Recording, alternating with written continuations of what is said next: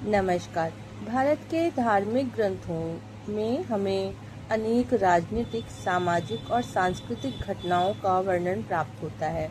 इन ग्रंथों में घटनाओं का वर्णन यद्यपि कहीं-कहीं ज़्यादा करके बताया गया है, तथापि हमें इतिहास की बहुमूल्य जानकारी तो जरूर प्रदान होती है।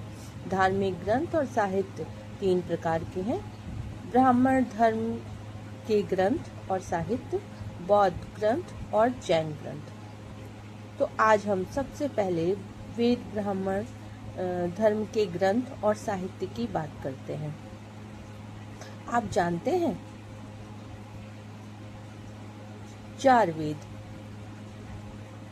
ऋग्वेद, सामवेद, यजुर्वेद और अथर्ववेद, ये विश्व के प्राचीनतम ग्रंथ माने जाते हैं।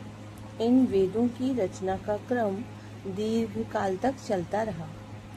इनमें पूर्व वैदिक काल और उत्तर वैदिक काल के आर्यों के राजनीतिक प्रसार, अनार्यों से युद्ध और आर्यों के राजवंशों का वर्णन प्राप्त होता है।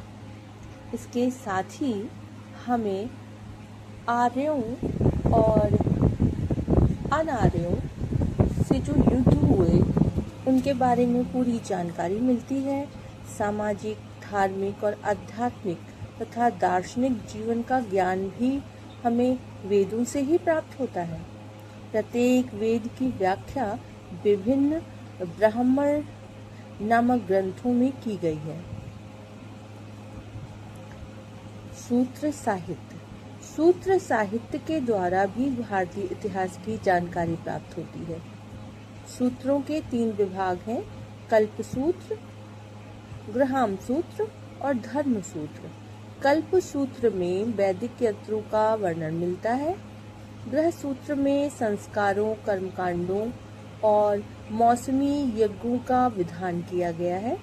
इसके द्वारा सामाजिक और धार्मिक जीवन के विषय में काफी जानकारी प्राप्त होती है।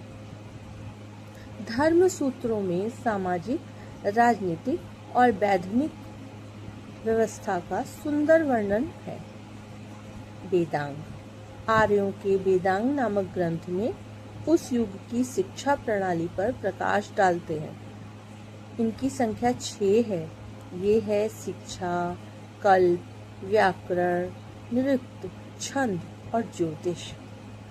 उपनिषद। उपनिषद में आर्यों के उस धर्म की व्याख्या की है जो कर्म कांडों और अंधविश्वासों से मुक्त होता जा रहा था। उत्तर वैदिक काल में शुद्ध आध्यात्मिक धर्म दर्शन का विकास किस रूप में हुआ, इसका ज्ञान हमें उपनिषदों से ही प्राप्त होता है। ईशावास्योपनिषद और कठोपनिषद तथा छंदो योग उपनिषद प्रमुख हैं। आगे हम और भी इस विषय पर बात करेंगे। आशा है ये जानकारियाँ आपको पसंद आई होंगी। पसंद आए तो